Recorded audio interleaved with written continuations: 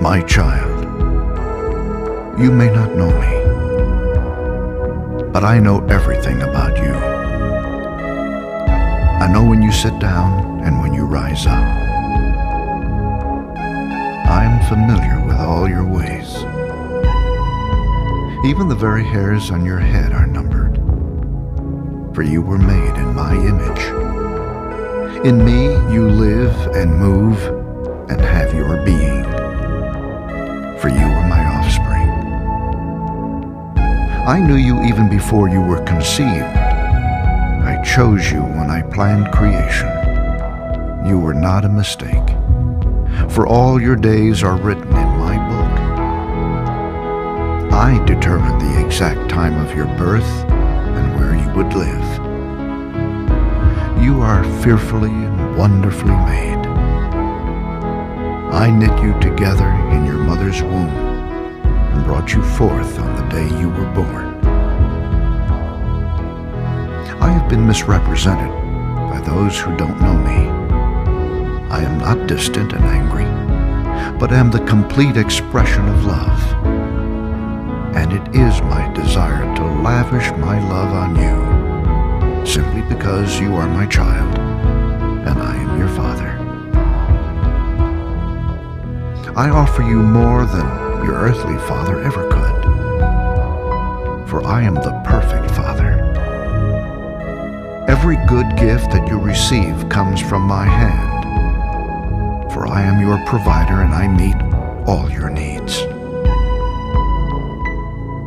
My plan for your future has always been filled with hope, because I love you with an everlasting love. My thoughts toward you are countless as the sand on the seashore, and I rejoice over you with singing. I will never stop doing good to you, for you are my treasured possession. I desire to establish you with all my heart and all my soul, and I want to show you great and marvelous things. If you seek me with all your heart, you will find me. Delight in me, and I will give you the desires of your heart, for it is I who gave you those desires. I am able to do more for you than you could possibly imagine, for I am your greatest encourager. I am also the Father who comforts you in all your troubles. When you are brokenhearted, I am close to you. As a shepherd carries a lamb, I have carried you close to my heart. One day, I will wipe away every tear from your eyes, and I'll take away all the pain you have suffered on this earth. I am your Father, and I love you even as I love my Son Jesus. For in Jesus my love for you is revealed. He is the exact representation of my being. He came to demonstrate that I am for you, not against you, and to tell you that I am not counting your sins. Jesus died so that you and I could be reconciled. His death was the ultimate expression of my love for you. I gave up everything I loved that I might gain your love. If you receive the gift of my Son Jesus, you receive me, and nothing will ever separate you from my love again. Come home and I'll throw the biggest party heaven has ever seen. I have always been Father, and will always be Father. My question is, will you be my child? I am waiting for you. Love, your dad, Almighty God.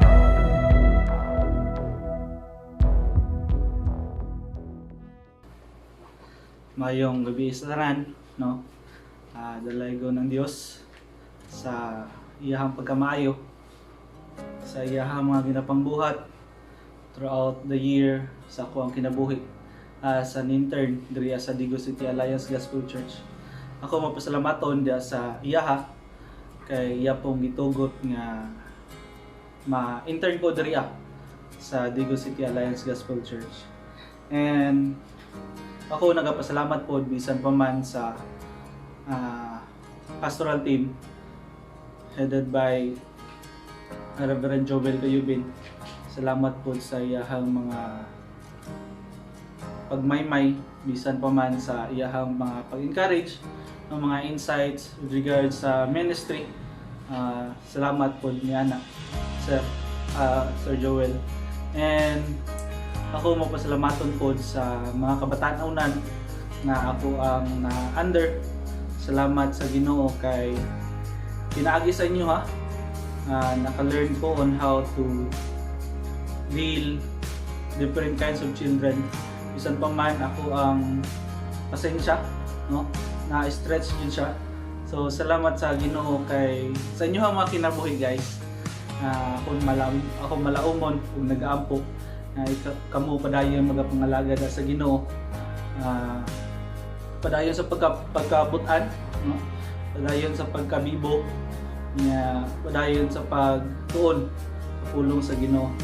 And ako po nag-extend sa pasalamat sa mga membro sa Dingo City Alliance Gospel Church. Ako nag-salamat sa inyo ang mga pagsuporta financially, no?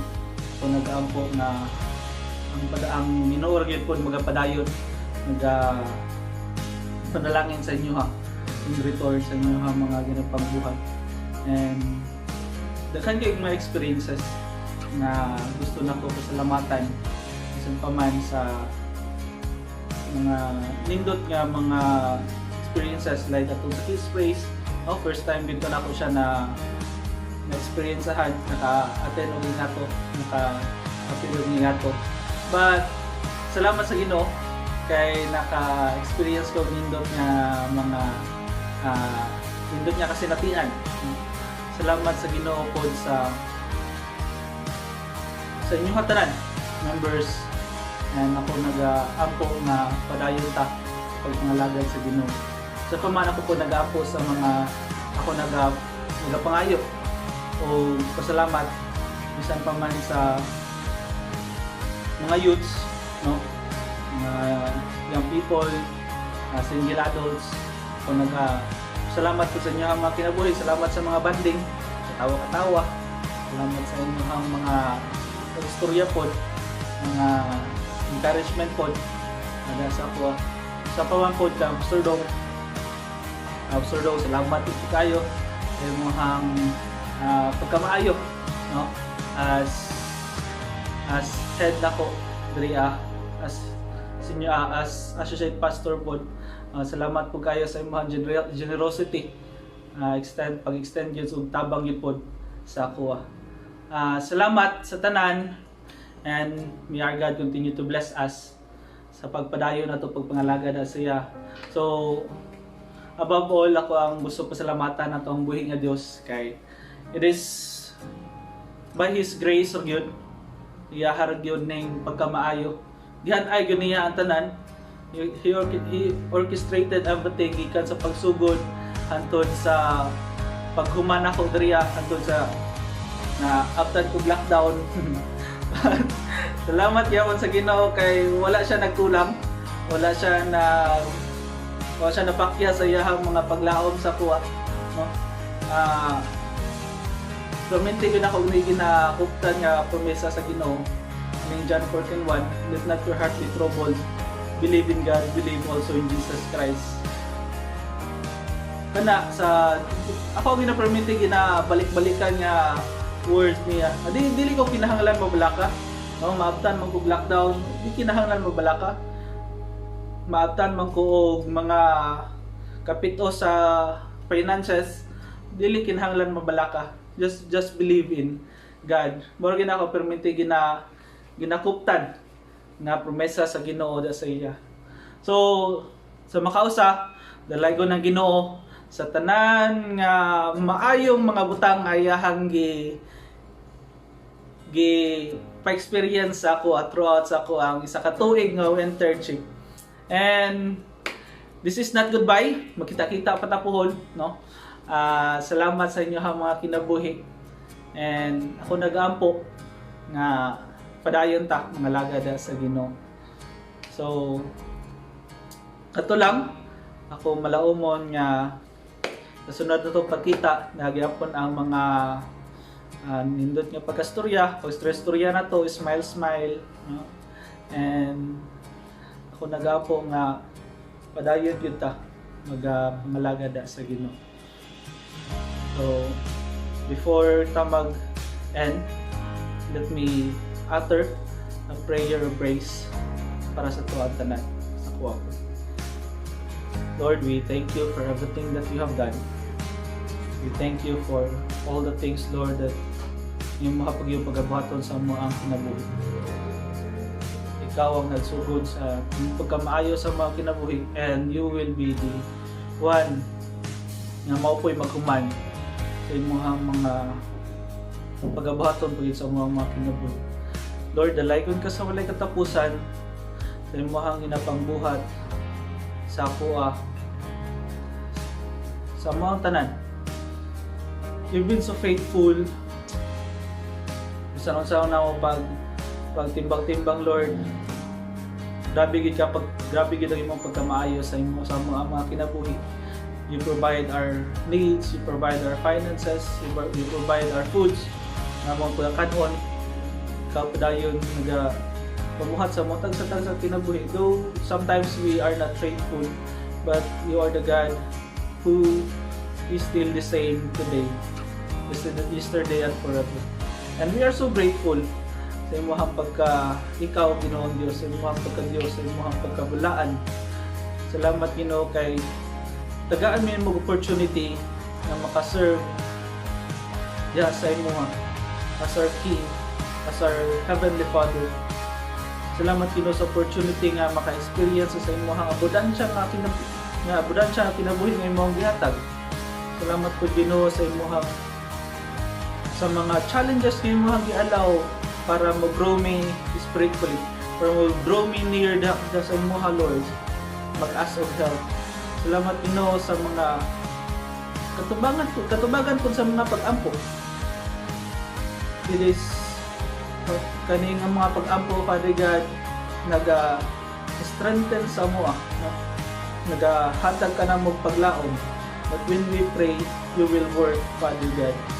Salamat Ginoo sa mga promesa po throughout the year. Kaning nga promesa mo kaning ginakuptan sa pamantod sa kuha in my 1 year of internship. Mao kini akong ginakuptan, Lord. Salamat sa imong unfailing promises, unbreakable promises, Lord. When we feel kaning disappointed, lonely, Lord, your presence is there. Andang mutabang mohatag og comfort dia sa amwa. And thank you for all the things that you have done. Dalaygon ka sa walay katapusan, Ginoong Dios. Kanimo lamang kamo kini ginapasalamatan, ginabalik namong dungog ug himaya da lamang sa imuha. For we know, Lord, that you are the one who is kanibitong angayan nga tagaan og mga pagpasalamat o pagpasidungog. Tungod kay ikaw ang Dios nga maayo, ikaw ang Dios nga matuod, ikaw ang Dios nga gamhanan, and you will padayon pagyud sa imong pagkamaayo sa mga kinabuhi. Lord, salamat sa tanan imong gibuhat sa imong pagpagabuhaton sa mga kinabuhi. Dalaygon ka sa walay katapusan. Thank you for everything. We love you, Lord. In Jesus Christ we pray. Amen and amen.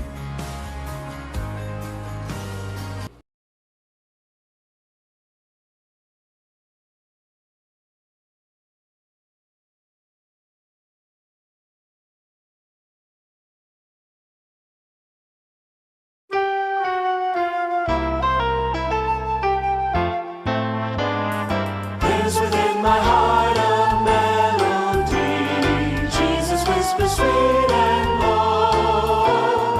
Fear not, I am with thee. Peace be still in all of life's ebb and flow.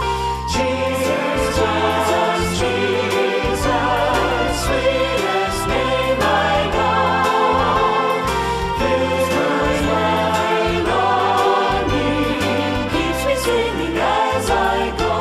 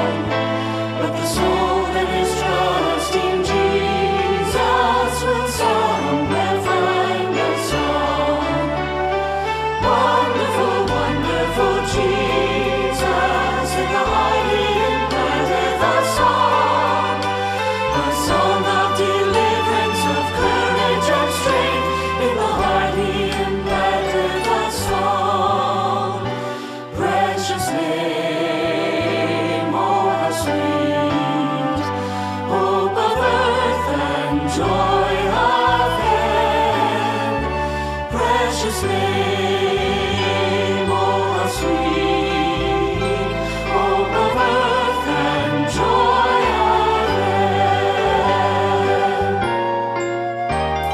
Soon he's coming back to welcome me, far beyond the starry sky. I shall wing my flight to worlds unknown, I shall reign with him on high.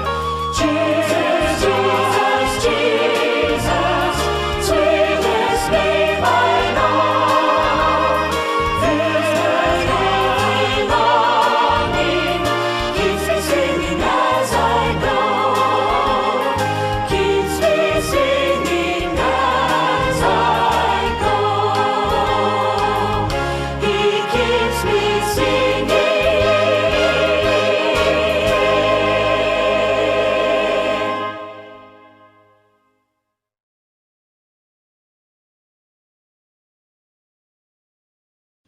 Maayong gabi sa atong tanan. Hinaot nga namo sa maayong kimtang in the midst of pandemic nga atong gina-experiensyahan, COVID-19. And I praise God for another opportunity to preach the word of God unto you this night sa ato ang prayer meeting. Ang pulong sa Ginoo makita nato diri sa Romans 12:2. Akong bagabasahon. Do not be conformed to this world, but be transformed by the renewal of your mind, that by testing you may discern what is the will of God, what is good and acceptable and perfect. Mo kini ang pulong sa Ginoo. Natay duha ka words nga ato ang paghisgutan dinhi karon. Kaning pulong nga conform and ang isa pod nga word nga transform. Isip usa ka Kristohanon dapat dili ta mamahimong parehas sa mga ginabuhat sa mga katawhan nga anaa ni ining kalibutan. Dapat ang ato ang kinabuhi susama sa kinabuhi ni Kristo nga panglangit, dili pang kalibutanon nga pagkinabuhi. So conformity, the meaning of conformity ni ining verse is to fashion or shape one thing like another. Murag naghulma ka sa usa ka butang nga naa kay gisuhidan og usa ka butang.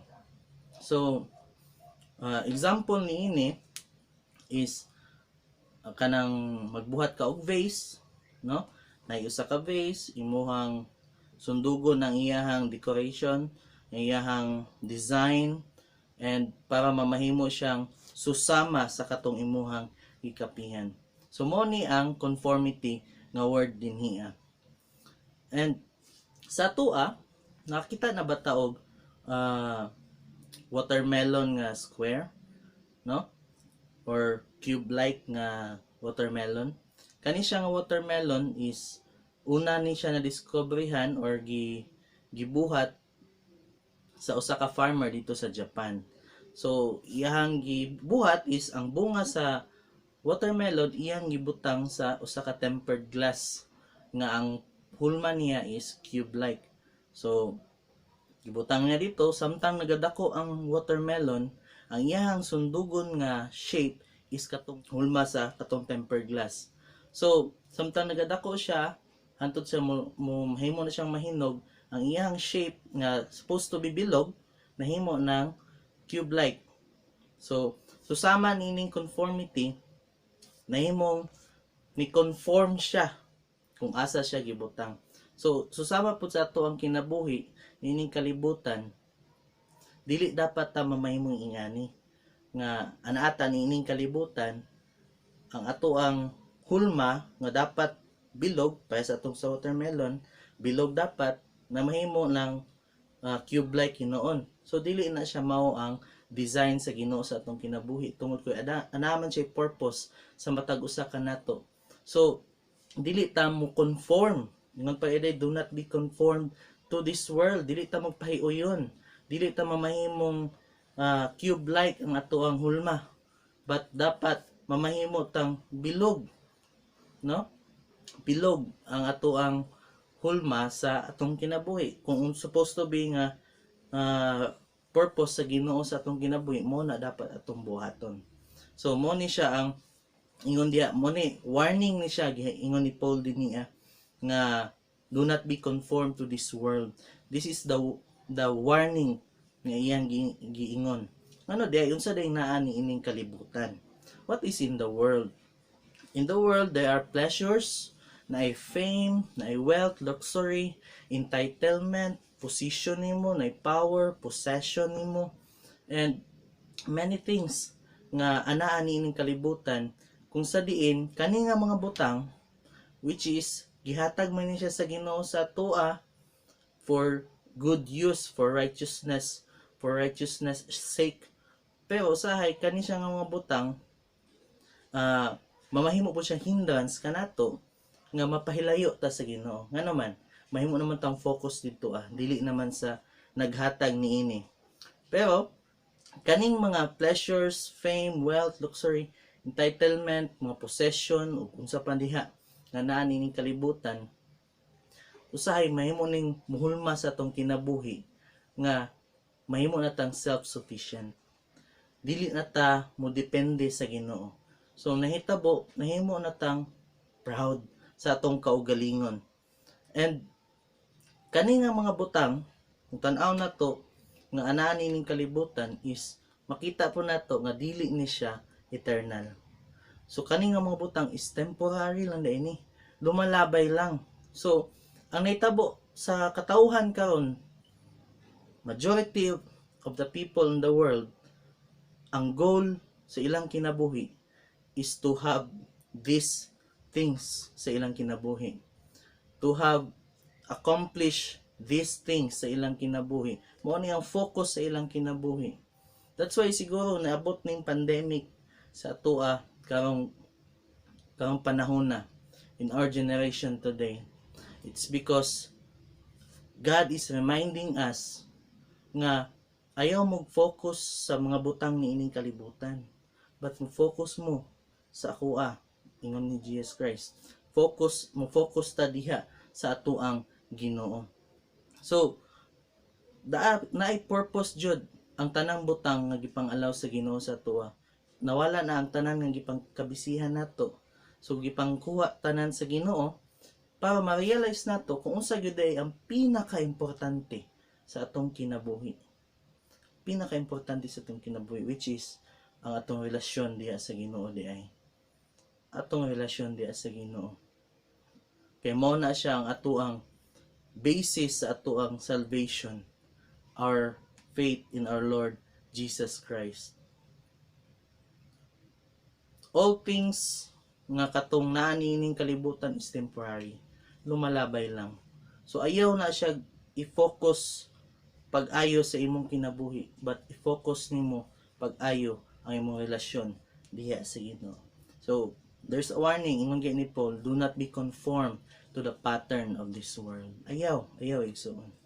Ikaduha nga pulong dinhi nga ato ang i-learn is kaning transform.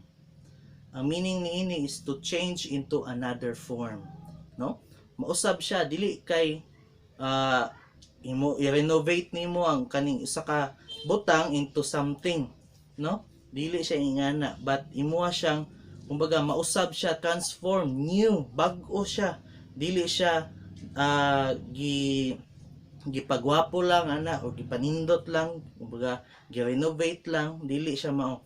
So ang transform is to change into another form. So ingon dinhi unsa man di atong i-transform? Ingon diha the renewal of our mind. Transform by the renewal of your mind. Sa ato ang kinabuhi, the obligation being to undergo to a complete change which is under the power of God manifested in character and conduct. Dapat makita kini sa ato ang kinabuhi nga adunay transformation. Lahi na ta, bag-on ta. Dili na ta katong sa una nga kinabuhi nato nga lain ang atong attitude, nga dali lang ta masuko, or Datay mga butang ang ginabuhat nga dili makaymaya sa Ginoo, dili na ingato atong kinabuhi. We are transformed. We are renewed in our minds. So mo po ni ang ingon dito nga we are new creation, no? No, the old has gone and the new has come. So mo po ni ang picture sa repentance manggod. So in repentance is 180 degrees nga pag-turn nimo gikan sa imong mga kasalanan. So ibig sabihin din niini is inward change, specifically character and conduct sa atuang panggawi. So we are transformed, ibig sabihin adunay bag-o na kanato, bag-o na ta, dili lang kay naay nadungag kanato, but naay kabag-uhan sa atuang kinabuhi, dili na ta susama ni adto.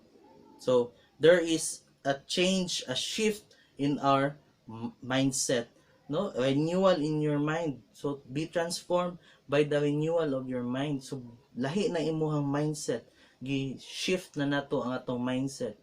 Sa una nga makasasala ato ang pangunahuna, karon godly na ang atong pagunahuna tungod kay go deeper ta sa atong relasyon diha sa Ginoo. Sa tuang character as a renewed person in Christ must be noticeable. So makita gyud dapat, no? If you pass by anywhere, pangutana, kung mulakaw ka diha sa inyong street, unsa kayay maingon sa imong silingan sa imuha? Or sa imong mga kaila, imong mga classmate, unsa kayay maingon nila sa imuha? No? Sa imong mga friends, sa imong mga workmates, sa imong relatives, unsa kaya ang ilang maingon sa imuha karon nga Kristohano na ka. So the transformation is noticeable in our character and conduct. So makita gyud na siya, nakita renewed na, dili na ta katong daan nga atong kaugalingon nga walay Kristo, but kita karon aduna nay Kristo sa atong kinabuhi. Ang pangutana, how is your character and conduct? Kumusta imong pagkakristohanon? Kumusta imong tratar sa ubang tao? Kumusta ang imong pag-treat sa strangers? Kumusta imong pag-treat sa imong neighbors, sa imong friends, sa imong relatives, and to other people nga nasa imong palibot? Kumusta ang imuhang pag-treat sa imuhang co-churchmate? No? Kumusta ang imuhang character and conduct?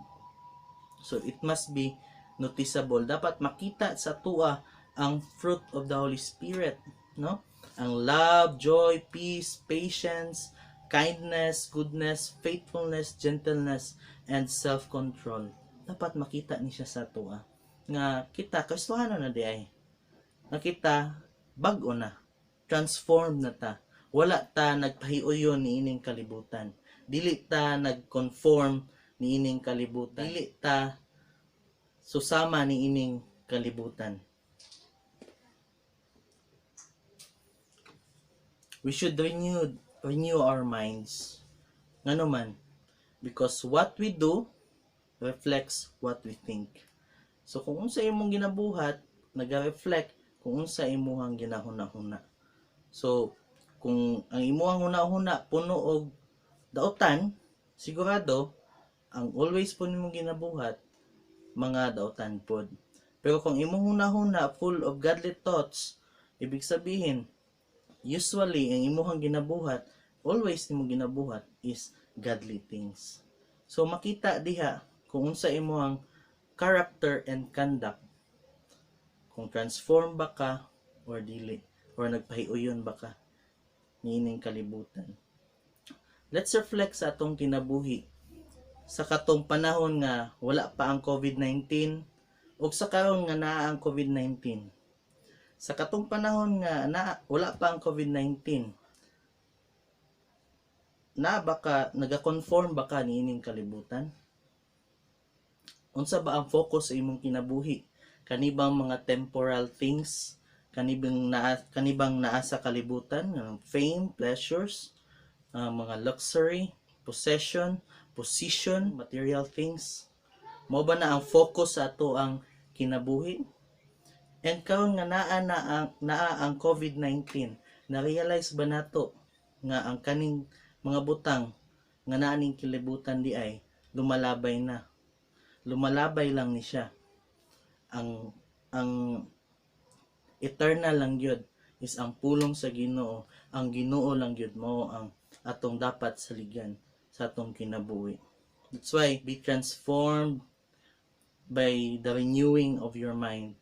And kung kita renewed na in our minds, then atong i-practice pagyud and also i-share pod sa uban so that mamahimong ma-renew pod ang ilang minds. Mahimong ma-transform ang ilang minds pinaagi sa pulong sa Ginoo. And brothers and sisters, ang pinakanindot nga way of sharing the word of God is your life. Kanang imuhang kinabuhi, nga imuhang panggawi o imuhang conduct, imong character and conduct. Muna siya ang pinakanindot nga way to share the word of God. Kay makita man sa imuha, dili na lisod mo share sa pulong sa Ginoo, kay sa imuha mismong kinabuhi makita na siya nga ikaw transform nga tawo, nga ikaw Kristohanon nga adunay Ginoo sa iyang kinabuhi. Muna sa ato ang panahon karon, samtang naat pa ta niining COVID-19 nga quarantine time, no? This is a time to reflect sa ato ang mga goals in life. Hinaot nga ang ato ang goals in life is kaning mo grow ta sa ato ang relationship diya sa atong Ginoo, ug mo grow ta sa ato ang knowledge dinhi sa iyahang pulong, and mo grow pagyud ta sa ato ang pagtuo diya sa atong Ginoo. And this is the word of God. God bless.